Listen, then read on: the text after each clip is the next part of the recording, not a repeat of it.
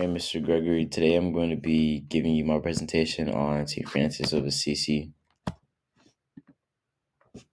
Um, so we're really going to get into his early life, his childhood and education, his faith, his discipleship, and his impact on the world. His early life. Francis was born in 1181 in Assisi, a town in modern Italy. His father was a wealthy cloth merchant and his mother was a noblewoman.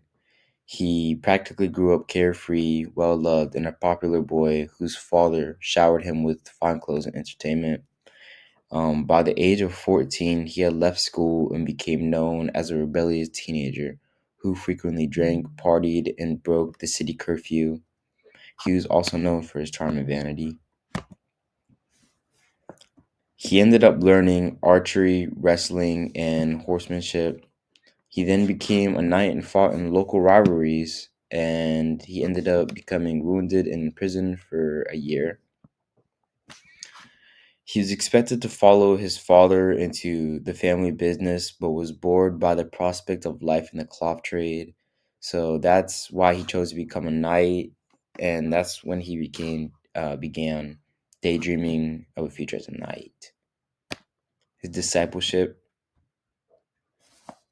Francis is known for his ministry to the poor and underprivileged, his care for animals and nature, and a story for a story with the leopards was he was riding in countryside when he met a group of leopards, and these leopards were forced to live on the outskirts of towns to avoid contact with healthy people. But Francis ended up overcoming his fear and disgust at their condition and embraced them as human beings and gave them his love, compassion, sympathy, and gave them money. And he began to visit the leper community and help them, which changed his life forever. His faith,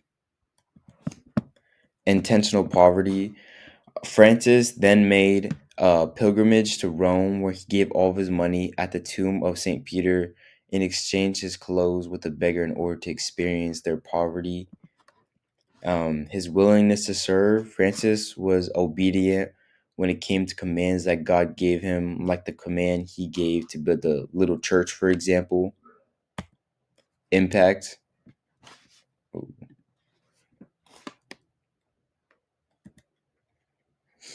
Um, how St. Francis lived the Paschal mystery. So, suffering, he willingly embraced a life of poverty by renouncing his family's wealth and chose to love poverty and the poor and the marginalized. And death, by turning down his desires, he had sort of a spiritual death. And resurrection, the Franciscan order that he founded bring hope and a sort of renewal to others. And then his ascension, even after his death, his teaching lived on and inspired many more on their journey of faith. His impact, how he showed compassion, agape, and love. He showed compassion through his love for the impoverished and lepers and even lived with them. And agape love, his love for creation and hope, which would be his preaching of peace. His impact. The Franciscan order is one of the four mendicant orders of the church, and he was one of the founders. And basically, its members strive to cultivate the ideals of poverty and charity. Um, His preaching attracted several followers to whom he gave similar garments and let them join him in his vows of poverty and preaching. They became his brothers in the mission and went to live with him at the chapel, working and establishing their way of life as brothers or friars. How we can follow in the footsteps of St. Francis.